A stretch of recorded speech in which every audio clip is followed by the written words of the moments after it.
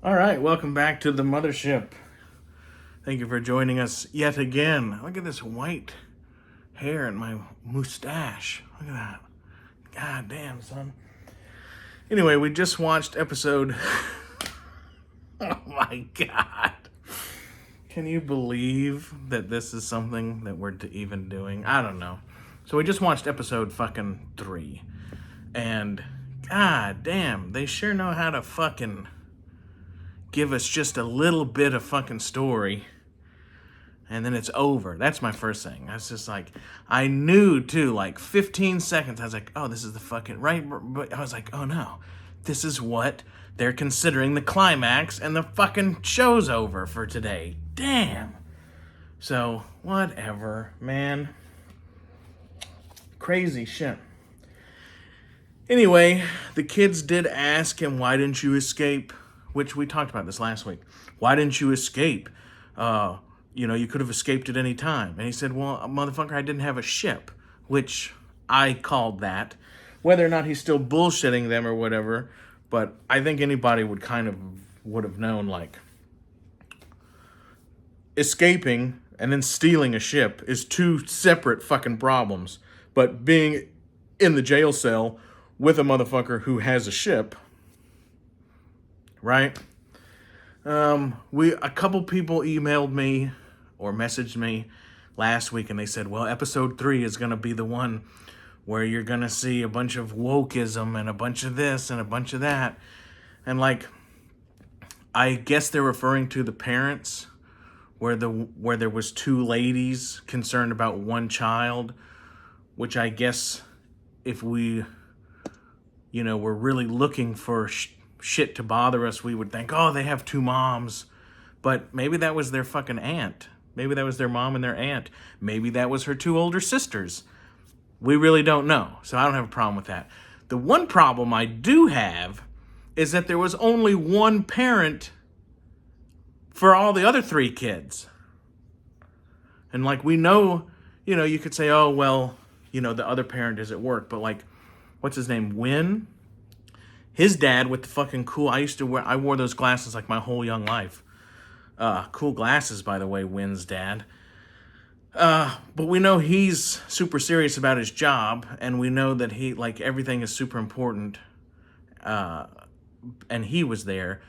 So if he has a wife who also works, I don't know why she wouldn't be there too. So to me, the one thing, if you want to nitpick about modernism or things that don't, quite jive, is like, how come none of the kids had 2 parents? I thought that was kind of,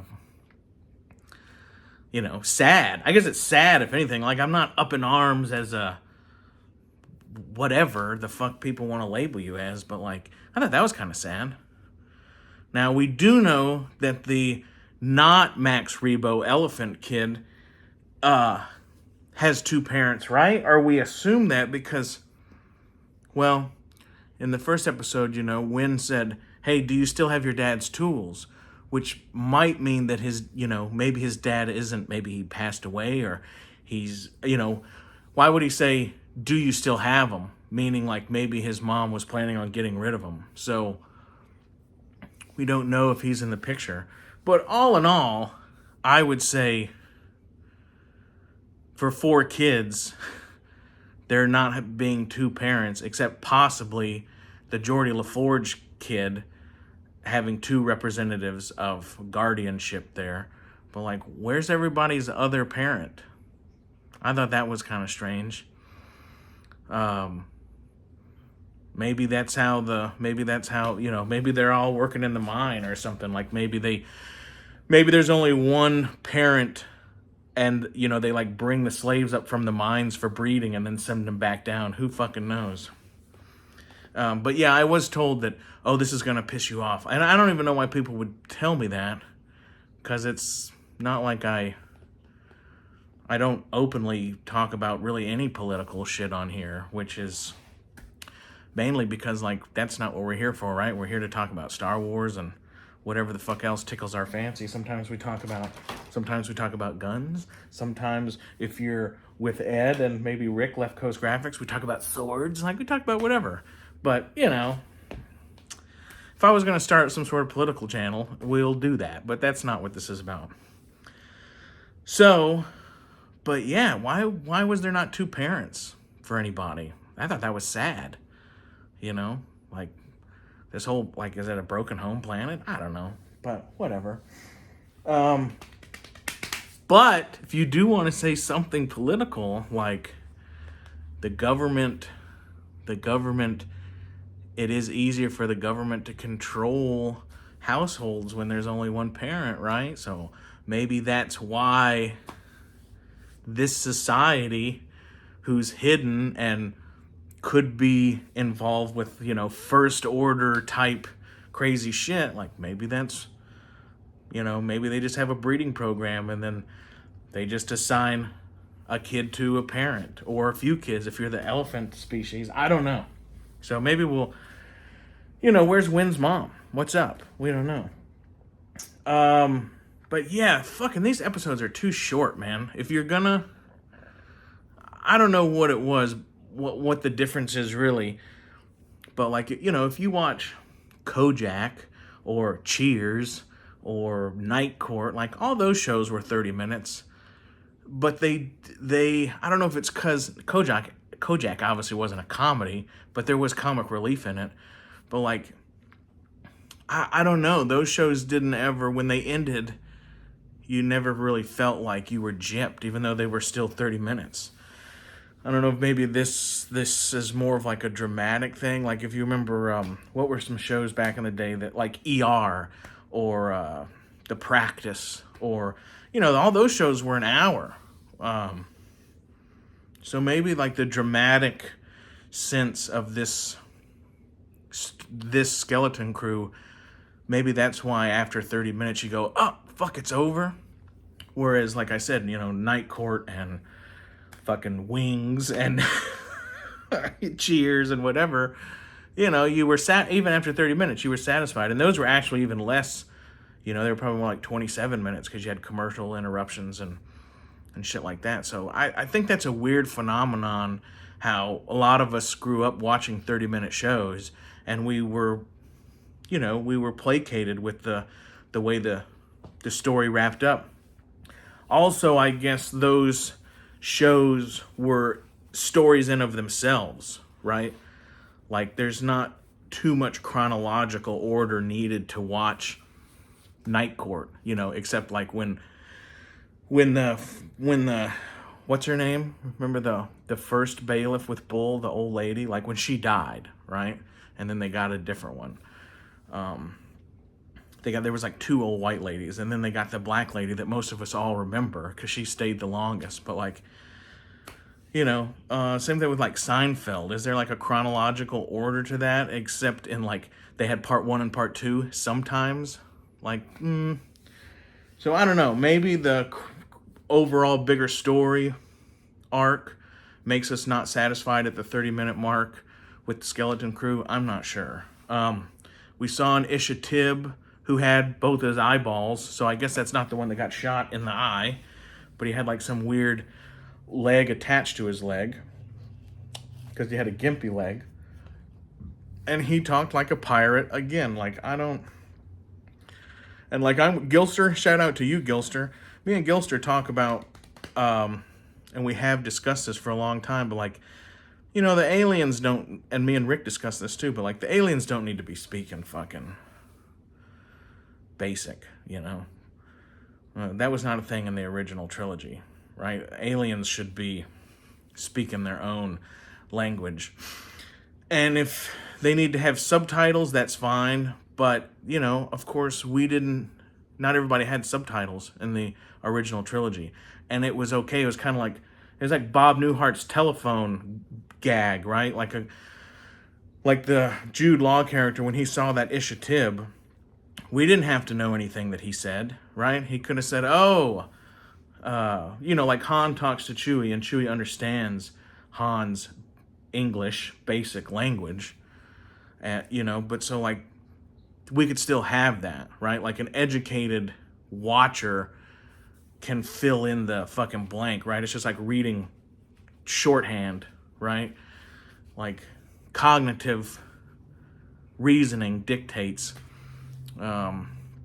what the other character's saying. So the Jude Law character could have said, "Oh, whatever your name is, what's going on, my old friend?" And he could have said, "Diwinawanga." And he could have said, "Well, he let me out." And they say, "Oh, Jonada Wingy," and like he could have said it in a questionable way with his hands and his tone. And he could have said, "Well, I broke myself out, but don't be telling nobody."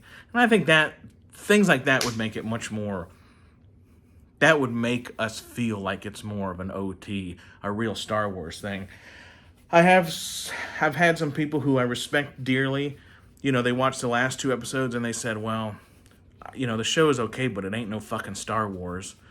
And I can see where that mentality comes from completely. And something as small as the aliens not fucking speaking basic would probably bring the feeling of Star Wars back. And again, like I said, it's like a Bob Newhart phone skit. Like, you don't have to know what they're saying on the other end of the phone, right? Because I was just gonna, well, see, honey, I just wanted to, okay, right? Like, that is like the art of acting, right? So it's like, whether the people writing it don't really understand what can be accomplished, or, it's got to be that, right? It's got to be the writers not understanding what a good actor can accomplish. I think that's the issue. So, what else? The owl character, I'm not sure. There was also in the last episode too, when Shmi was fighting the pirates, like we saw like a anamorphic, what do they call it? Like the Ninja Turtles are anamorphic characters. So they're just like totally like a man turtle, right? Like Bebop and Rocksteady are like man pig and man rhinoceros. The owl was like a bit out there, I think. It was not, it was cool, and like I like owls, and I'm a champion owl caller, and that's all cool. But I thought, that's weird. But of course, and then like the idea of like, oh, they're wise, it's the wise old owl in the rookery with all the books, and it's like that, was that Sword in the Stone, the owl that wore the collegiate cap or whatever. So some of it is just I don't know. I don't want to say, well, maybe it is. Maybe it's just childish. I don't know. So I didn't quite appreciate that was the character. And also, what I was going to say is in the episode 2, when Shmi was fighting those pirates, we saw like a African warthog man. And like, I think some of that is amiss. I think some of that is amiss. Other than maybe the, like Lax Sivrak, he was a wolf character, but he wasn't like a werewolf to me, and he wasn't like the wolf man, because he lacked, pun not intended, but he lacked, werewolf man features, because when I think of a werewolf, like I think of the actual werewolf from the old days. And so, and then maybe there was like the praying mantis in the cantina, which was like not a human at all. It was just a giant praying mantis. But so like the anamorphic pig man and the anamorphic owl thing was just really just an owl that talked. I don't really get, some of those are, to me, they're like not Star Wars, and they're kind of phoned in. And it's interesting because like I didn't feel that way about Gamorrean guards, even though they, like, I guess they weren't as anamorphic pig people because they had green skin, and like pigs don't have green skin.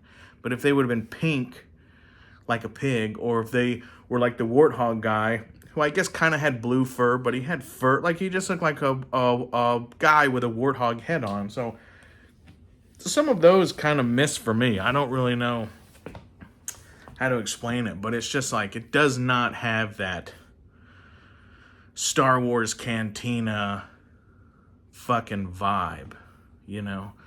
And like the rat guy who was serving them food, who they, in this episode, walked right by.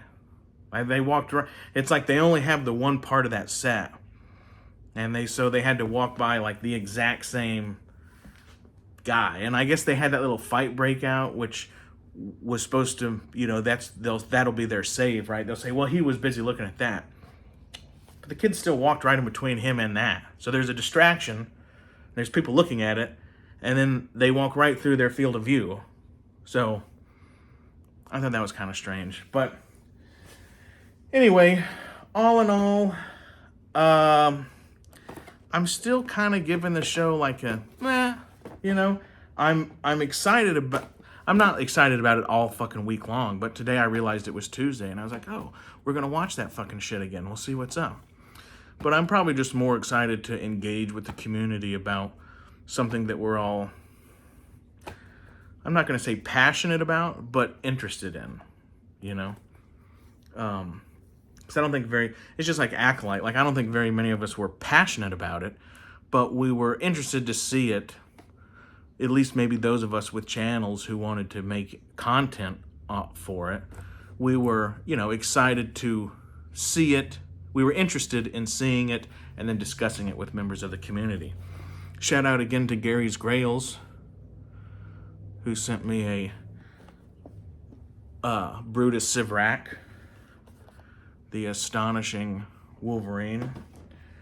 And I'm sure y'all saw it in the last video, but he also sent me this third-party premium 12-inch World War II Han Solo, which is super cool. So thank you, Gary. We're gonna probably upload this video, and we might even go live. So look for that. If you see this video drop in your notifications on Tuesday evening, be aware that there may be a LAC live, and you know, maybe we'll put the link in the MLA chat and maybe the Rebels chat. We can get a few friends to come on and just discuss Skeleton Crew, which is you know, I mean, I guess it's called Skeleton Crew because the ship they found had skeletons on it, but is it also because, like, it's kind of like Cobweb in the Corner? It's just kind of like it's there, but, you know, ain't nobody. Meh. Again, the show is still summed up as a meh, but it's not a negative meh. You know, it's just, there it is, motherfuckers. So anyway, I've been General Lax Sivrak. I will continue to be. Merry Christmas to everyone, and we will see you on, as Brendan Wayne wrote right here for me, we will see you on Down the Trail. Who loves you, baby?